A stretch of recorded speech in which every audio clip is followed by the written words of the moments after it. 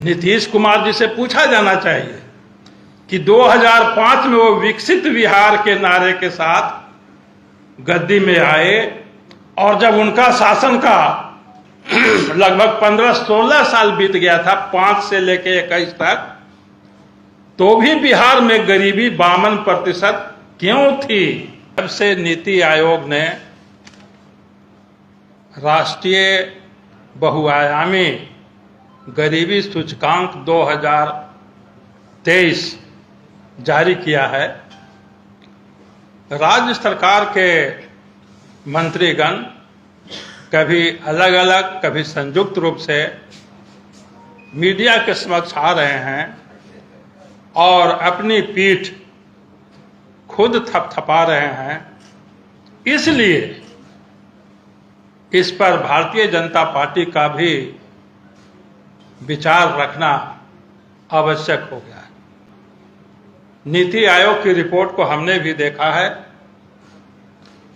उस रिपोर्ट में ऐसी कोई विशेष बात नहीं है जिसमें बिहार सरकार खुशी मनाए। एक मंत्री ने भाजपा से भी अपेक्षा की कि वो राज्य सरकार की पीठ थपथपाए। ऐसी भी कोई हालात नहीं है कि भाजपा राज्य सरकार की पीठ थपथपाए। उल्टे वस्तु स्थिति यह है कि उस रिपोर्ट के आधार पर देश में गरीबी अब मात्र 15% रह गई है, वहीं बिहार में सर्वाधिक गरीबी 34% है। राष्ट्रीय औसत 15% है और बिहार में अभी भी 34% गरीबी है। यह अत्यंत ही खेद का विषय है। राष्ट्रीय औसत से इतना नीचे रह जाना यह साबित करता है कि राज्य सरकार इस मोर्चे पर अपेक्षित सफलता नहीं प्राप्त कर पा रही है। जो रिपोर्ट 2021 में भी जारी किया गया था, यह 2023 में जारी किया गया, 2 साल पहले 2021 में भी जारी किया गया था। उस रिपोर्ट में भी बिहार सबसे निचले पायदान पर था और इस रिपोर्ट में भी सबसे निचले पायदान पर है। रिपोर्ट 2021 के मुताबिक बिहार में गरीबी का दर 52% थी, वही घटकर आज ये 34% हुई है। राज्य सरकार इसी का ढिंढोरा पीट रही है, दर का, कि हमने 52 से घटाकर 34 ले आने का काम किया है। हम यह मानते हैं कि जो गरीबी का दर घटने का जो दर है 18%, वह देश में सर्वाधिक है, परंतु दर कोई ऐसा चीज नहीं है, दर कोई एकमात्र ऐसी निर्धारक फैक्टर नहीं है जिसके आधार पर राज्य सरकार इतनी उछल कूद कर रही है। अगर कोई दर को ही मानेगा कि कितना दर से गरीबी घटी, तो देश में सबसे जो अधिक संपन्न पाया गया है राज्य केरल, दर के मामले में वह सबसे नीचे है। आप मोटा मोटी समझ सकते हैं कि एक जब विकसित राज्य हो जाएगा, जब पूरा लोग अमीर हो जाएंगे, गरीबी से बाहर हो जाएंगे, तब तो गरीबी घटने का दर 0 हो जाएगा। तो क्या यह माना जाएगा कि वह राज्य सबसे कमजोर है? केरल के मामले में भी यही हुआ है। 2021 के रिपोर्ट में केरल में गरीबी का दर 0.70 था, मतलब 1% से भी कम। उस 1% से कम गरीबी को 0.15% के दर से केरल ने नीचे किया है और आज उसका गरीबी का दर 0.55% है। तो दर अगर देखें जिसकी पीठ थपथपा रही है राज्य सरकार, तो केरल तो 1% से भी कम दर से नीचे गरीबी हटाया। कोई कह सकता है संख्या के मामले में राज्य सरकार एक चीज कह रही है कि 2.25 करोड़ लोगों को हमने गरीबी से बाहर किया है। भाई संख्या भी एकमात्र चीज नहीं है। अगर संख्या को भी देखा जाए तो उत्तर प्रदेश जो भाजपा शासित राज्य है 3.45 करोड़ लोगों को गरीबी से बाहर किया है। तो संख्या के दृष्टिकोण से हमारा उत्तर प्रदेश बहुत आगे है। दरअसल गरीबी नापने का जो अल्कायर फोस्टर फार्मूला है उसके तहत पाया गया है कि जो जितना ज्यादा गरीब रहता है उसके गरीबी घटने का प्रारंभ में उतना ही दर ज्यादा होता है।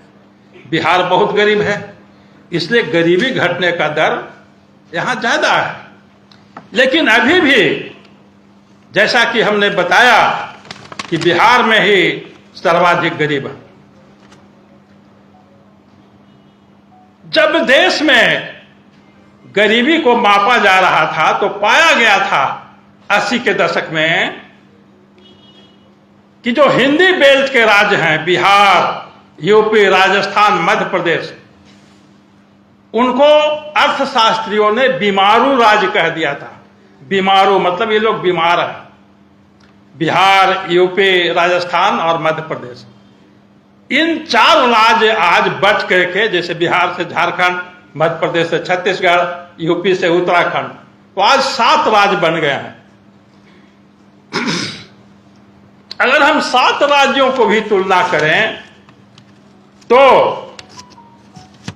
बिहार में 34% हमने बताया, झारखंड में गरीबी अब केवल 29% है, मध्य प्रदेश जहां की बीजेपी का शासन रहता रहा है 21% है, छत्तीसगढ़ में 16% है, राजस्थान में 15% है, उत्तर प्रदेश में 23% है और उत्तराखंड में मात्र 10% है। तो बीमारू राज्य में भी बिहार अभी भी पिछड़ा हुआ है। दरअसल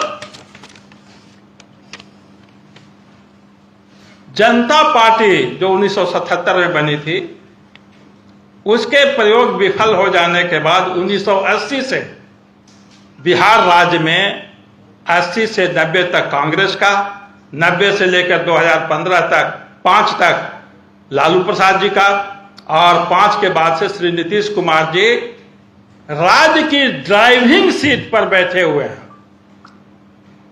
राज्य की ड्राइविंग सीट पर बैठे हुए हैं और बिहार इतना अभी भी सबसे गरीब राज्य है।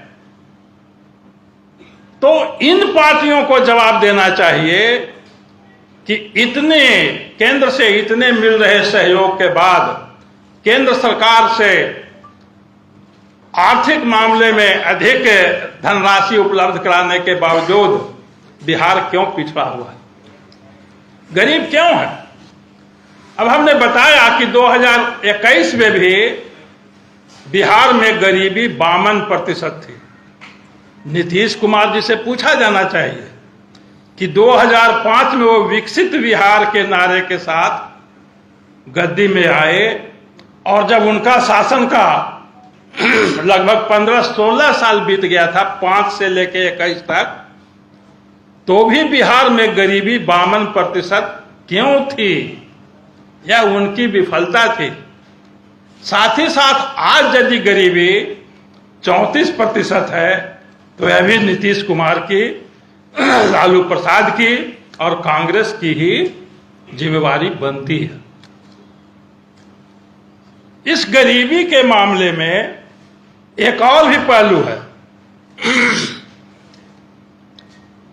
ये जो नीति आयोग ने सर्वेक्षण किया है उसमें 12 सूचकांकों पर डाटा कलेक्ट किया गया है, 12 सूचकांक, और उसके आधार पर गरीबी को मापा गया है कि कौन कितना गरीब है।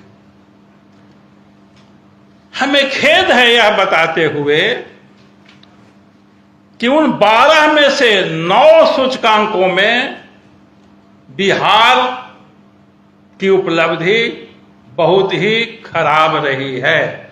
12 में से 9 में उपलब्धि अत्यंत ही खराब है, और 5 में तो नीचे से फर्स्ट आया है। 5 सूचकांकों में बिहार नीचे से फर्स्ट आया है एक पर। दूसरी बात कि जो बिहार में 34% गरीब हैं और देश में 15%, तो गरीबी की तीव्रता भी होती है। मान लीजिए 50 रुपया पर कोई गरीबी से बाहर होता है, तो किसी के पास 40 रुपया है तो वो भी गरीब कहा जाएगा, और किसी के पास 20 रुपया है तो वो भी गरीब कहा जाएगा। लेकिन गरीबी की तीव्रता, इंटेंसिटी ऑफ पॉवर्टी 20 रुपये वाले की ज्यादा कही जाएगी। बिहार के मामले में भी यही है। बिहार न सिर्फ गरीबी में ज्यादा है, बल्कि बिहार की गरीबी की तीव्रता भी बहुत ज्यादा है। तो भाजपा को अफसोस है कि नीतीश कुमार जी बिहार को विकसित बिहार के नारे के साथ आए, परंतु वो बिहार को वह गति नहीं दे पा रहे। हमने कारण भी सोचा कि इसका क्या कारण हो सकता है कि भारत सरकार इतना मदद कर रही है और बिहार की जनता ने इनको विकास के लिए बिठाया भी है, फिर भी बिहार पिछड़ा है। इसका एक कारण तो सबसे यह है कि हाल के वर्षों में नीतीश कुमार जी, अगर पहला 5 साल छोड़ दिया जाए तो उसके बाद के वर्षों में नीतीश कुमार जी का ध्यान डेवलपमेंट से हटकर सेल्फ सेंटर्ड पॉलिटिक्स, स्व केंद्रित राजनीति पर केंद्रित हो गया है। इसीलिए बिहार की यह हालत है। और हमें मानते हैं कि कांग्रेस और राष्ट्रीय जनता दल को तो विकास से कोई मतलब नहीं है। नीतीश कुमार जी भी राज्य का शासन सूत्र संभालने में अक्षम हो चुके हैं और नैतिक अधिकार हो चुके हैं। बहुत धन्यवाद।